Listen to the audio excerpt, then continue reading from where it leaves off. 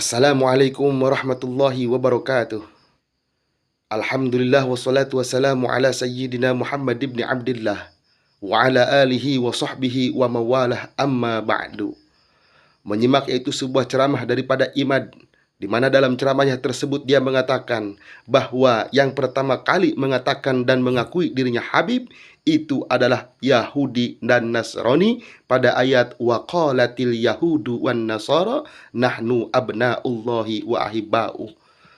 Lalu dalam ayat ini dari ayat ini Imad menyimpulkan, dia mengatakan dari ayat ini waqalatil yahudu wan nasara dan seterusnya, saya menyimpulkan bahwa dalam Islam itu tidak ada istilah Habib. Dia mengatakan tidak ada dalam Al-Quran, tidak ada dalam hadis, tidak ada dalam ijma sahabat bahwa turunan Nabi itu harus bergelar Habib. Yang ada dalam tradisi Islam, kata dia, memakai gelar tertentu, turunan Nabi itu memakai gelar tertentu, yaitu Sayyid dan Syarif. Ini kata Imad, kurang lebih seperti demikian. Apakah gelar Habib itu merupakan bagian dari ajaran Islam? Gelar Habib itu tidak dikenal dalam ajaran Islam. Yang ada di dalam Al-Quran bahwa dulu orang-orang Yahudi dan orang-orang Nasrani mengatakan dirinya bahwa mereka adalah Habib. Wa qalatil yahudu wan nasara nahnu abna'ullah. Dan orang-orang Yahudi dan orang-orang Nasrani berkata kami adalah anak-anaknya Allah dan kami adalah Habib-habibnya Allah. Dalam ajaran Islam. Baiklah, saya menanggapi apa yang dia sebutkan tadi, bahwa dia menyimpulkan dalam ayat waqalatil yahudu wan nasara nahnu abnaullahi wa ahibba'u, itu tidak ada sama sekali hubungannya dengan yaitu istilah Habib.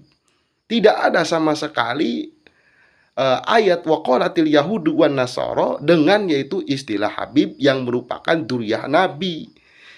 Habib itu hanyalah sebuah panggilan saja.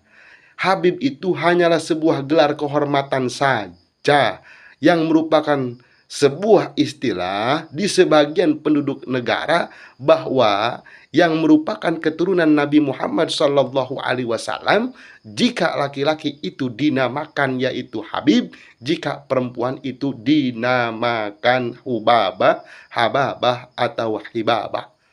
Sebagaimana yaitu Syekh Nawawi Al-Bantani di dalam Uqudul Jan menyematkan gelar kehormatan kepada Al-Habib Abdullah bin Alwi Al-Haddad, qala sayyiduna ay akramuna al-habib ay al-mahbub.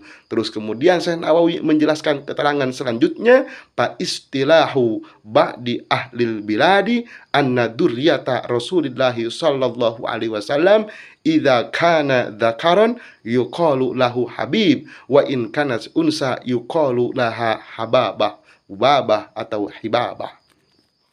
Jadi jelas tidak ada sambungan sama sekali, tidak ada hubungan sama sekali ayat waqalatil yahudu wan nasara nahnu abnaullahi wa ahibba'u dengan yaitu istilah Habib yang digunakan sebagai yaitu dzurriyyah Rasulullah sallallahu alaihi wasallam. Jadi kalau misalkan Imad menyimpulkan dari ayat ini bahwa tidak ada dalam Islam itu turunan Habib, itu sama sekali tidak nyambung, dan ini tidak sesuai dengan ulama ahli tafsir, tidak sesuai dengan mufasirin. Saya ingatkan kepada Imad, hei kau janganlah sembarangan di dalam yaitu menyimpulkan sebuah ayat. Hati-hati apabila engkau menafsirkan dengan pendapat engkau sendiri, dengan mata kepala engkau sendiri, tanpa yaitu mengikuti ulama ahli tafsir, tanpa mengikuti mufasirin, maka awas, hati-hati kau dengan ancaman sebuah hadis dari Rasulullah sallallahu alaihi wasallam, man passaral qur'ana birra'yihi falyatabawwa maq'adahu minan nar.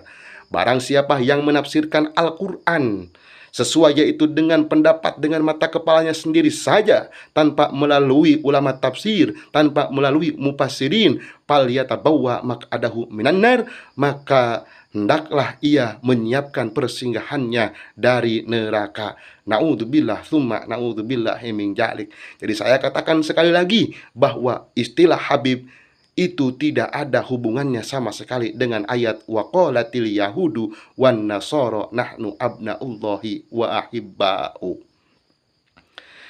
Dari sini saja kita bisa melihat, kita bisa mencermati, dan kita bisa memperhatikan bahwa apa yang dikatakan iman ini tidak berdasarkan ilmiah, tidak berdasarkan yaitu keilmuan, melainkan tiada lain hanya yaitu berdasarkan iri, dengki, dan benci terhadap para habaib.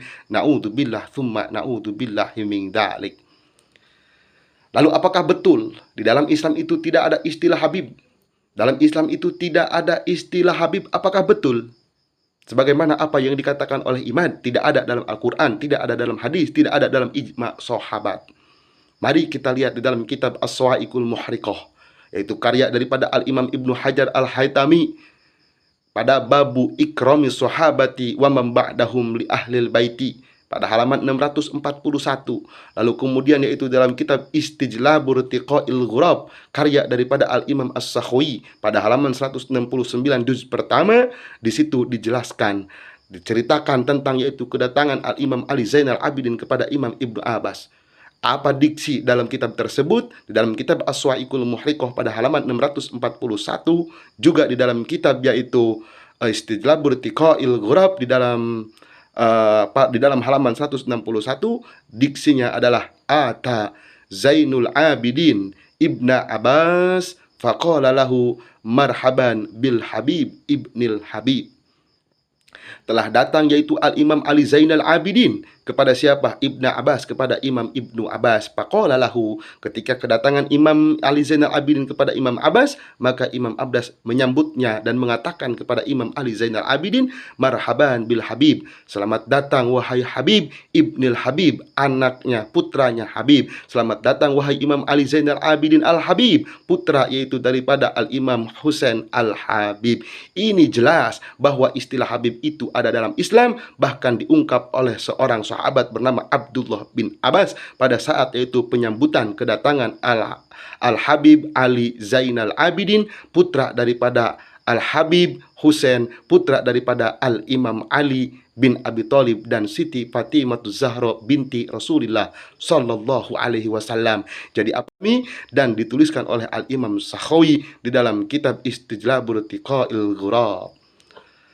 Masya Allah. Jadi saya katakan sekali lagi bahwa Habib itu hanyalah sebuah panggilan saja, hanya sebuah gelar kehormatan bagi mereka yang memang betul-betul terkonfirmasi sebagai turunan Nabi Muhammad, sebagai dzurriyyah Nabi Muhammad sallallahu alaihi wasallam, tak lain dan tak beda seperti yaitu panggilan kiai saja, panggilan ustadz saja. Kita punya Indonesia ada gelar-gelar tertentu untuk mereka. Ada gelar kiai, ada gelar gus, ada gelar ajengan, ada gelar elang, ada gelar tubagus, ada gelar raden dan lain sebagainya.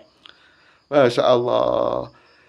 Jadi Habib itu hanya sekedar panggilan saja, hanya sekedar gelar kehormatan saja. Dan mereka memang banyak dicintai di Indonesia ini. Mereka dicintai, dihormati di Indonesia ini. Di berbagai daerah di Indonesia, mereka bahkan mendapati gelar-gelar yang khusus, gelar-gelar kehormatan, gelar-gelar tertentu untuk mereka. Seperti diantaranya yaitu di Indonesia, di berbagai daerah seperti di Aceh, Habib juga dikatakan yaitu Sayyid, dikatakan Sayyid di Aceh, terus Sidik di Padang, terus Ayib di Palembang, Iye di Jawa, terus Wan di Pontianak, Habib di Jakarta, dan lain sebagainya.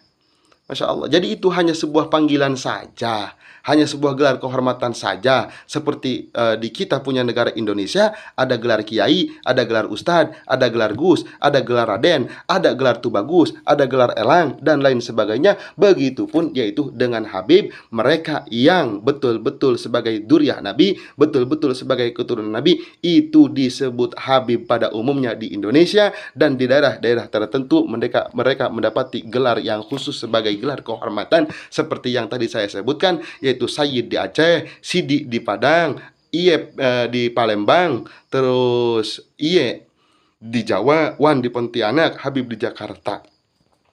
Jadi hanya sebagai gelar kehormatan saja, tidak ada hubungan sama sekali dengan yaitu ayat waqalatil yahudu wan nasara nahnu abnaullahi wa ahibba'u. Saya ingatkan kepada Imaduddin Utsman bahwa jangan sampai karena dasar kebencian antum sengaja membuat statement-statement yang dapat membodohi umat. Naudzubillah summa naudzubillahi min dzalik. Ingatlah bahwa silsilah nasab yang bersambung kepada Rasulullah Shallallahu Alaihi Wasallam itu tentu merupakan itu kebanggaan bagi semua anak keturunan Nabi Muhammad Shallallahu Alaihi Wasallam, merupakan sebuah kebanggaan bagi mereka yang betul-betul sebagai dzurriyyah Nabi yang wajib untuk disyukuri dengan iman dan takwa. Dengan iman dan takwa, dan manakala kemuliaan nasab itu tidak diikat dengan kemuliaan ilmu dan iman, tidak diikat dengan kemuliaan takwa, tentu merupakan bukan derajat yang tinggi. Nah, jadi manakala kemuliaan nasab itu diikat dengan kemuliaan takwa, tentu itu merupakan derajat yang sangat tinggi. Masya Allah, sudah dia keturunan Rasul, sudah dia Habib, kemudian juga dia berilmu sebagai ulama. Apalagi ditambah dengan pengamalan ilmunya itu, dia menjadi orang yang bertakwa. Tentu itu merupakan sebuah derajat yang sangat tinggi, karena tidak ada satupun ulama Ahlus Sunnah wal Jamaah yang mengingkari keutamaan dan kemuliaan silsilah nasab keturunan Rasulullah Shallallahu Alaihi Wasallam. Sebagaimana juga tak ada satupun ulama yang mengingkari takwa sebagai dasar sumber keutamaan dan kemuliaan di sisi Allah Subhanahu wa Ta'ala. Sebagaimana kita ketahui, Allah Subhanahu wa Ta'ala berfirman, "Inna akramakum indallahi asqakum." Sesungguhnya orang yang paling mulia di antara kalian semua di sisi Allah itu adalah orang yang paling takwanya kepada Allah Subhanahu wa Ta'ala. Apalagi kalau misalkan dia itu berilmu, insya Allah tambah derajatnya di sisi Allah Subhanahu wa Ta'ala. Yarfa'illahu alladhina amanu minkum walladhina utul ilma darajat. Jadi seandainya kemuliaan nasab itu diikat dengan ilmu, iman dan takwa, tentu akan menjadikan derajatnya lebih tinggi di sisi Allah Subhanahu wa Ta'ala, dan itu wajib untuk disyukuri oleh mereka yang berketurunan dari Rasulullah Shallallahu Alaihi Wasallam. Dan untuk kita yang memang bukan keturunan Nabi, yang memang bukan dzurriyyah Nabi, tidak perlu untuk kita iri, dengki dan hasud terhadap mereka. Kita hanya perlu untuk meningkatkan keilmuan dan ketakwaan kita kepada Allah Subhanahu wa Ta'ala, agar kita bisa mewarisi dari apa yang diwariskan oleh Rasulullah Shallallahu Alaihi Wasallam, sebagaimana Rasulullah Shallallahu Alaihi Wasallam bersabda, "Al ulama'u warathatul anbiya." Ulama itu adalah pewarisnya para nabi. Maka dari karena itu, semangatlah kita untuk tetap mencari ilmu agar kita mendapatkan kemuliaan di sisi Allah Subhanahu wa Ta'ala, dan kita mewarisi apa yang diwariskan oleh Nabi kita tercinta Sayyiduna Muhammad Sallallahu Alaihi Wasallam. Sekali lagi saya sampaikan kepada iman, hati-hatilah Anda dalam menyimpulkan sebuah ayat. Jangan sampai Anda menafsirkan dengan pemikiran dan hawa